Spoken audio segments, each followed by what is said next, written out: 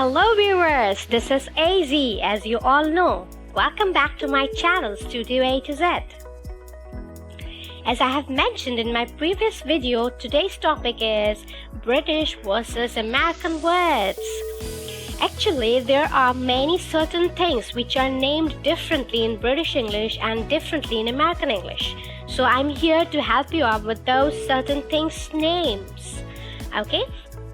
So let's dive in.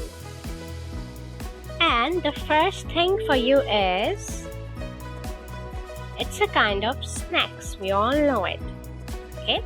It's made up of potato and we fry deeply in oil. So it is called French fries in American English, whether it's called chips in British English. Let's go to the next one. Another yummy thing. It's called cookie in American English, but it's called biscuit in British English. And this is a very useful thing. It's called flashlight in American English, whereas it's called torch in British English. Okay, this is another handy thing. We all have it. We cannot just survive without it. It's called cell phone in American English. On the other side, in British English, it's called mobile phone. These are called garbage in American English, and in British English it's called rubbish. It's a container where we put all our garbage or rubbish. It's called trash can in American English, whereas it's called bin in British English. Okay, this is called overpass in American English, whereas it's called flyover in British English. It's a kind of vehicle. It's called truck in American English, whereas it's called lorry in British English. We can see a building and it has many sections. I have colored them in blue. So each section has a name. It's called apartment in American English. On the contrary, it's called flat in British English. It's a punctuation mark. A sentence ends with this punctuation mark. So it's called period in American English. On the other side, it's called full stop in British English. Next, in American English, it's called zip code, whereas in British English, it's called postal code. When a person goes somewhere to enjoy his or her off days, in American English, it's called a vacation, but in British English, it's called holiday. We all know this. These are glasses.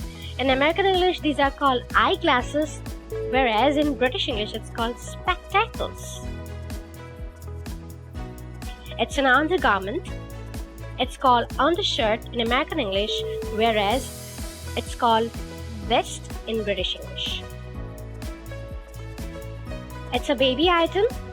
It's called diaper in American English, but in British English, it's called nappy. We all know this. It's called restroom or bathroom in American English, whereas it's called loo in British English. This is a piece of device we all have at our home, and it's called television in American English, whereas in British English it's called telly, a shortened form of it. And a piece of cloth, it's called napkin in American English, whereas it's called serviette in British English. Oh, aren't you hungry seeing the picture? Okay, these are called candies in American English, whereas in British English these are called sweets. Oh, I used to love them in my childhood. Okay, they are called cotton candies in American English, whereas candy floss in British English. Another tempting item, popsicle.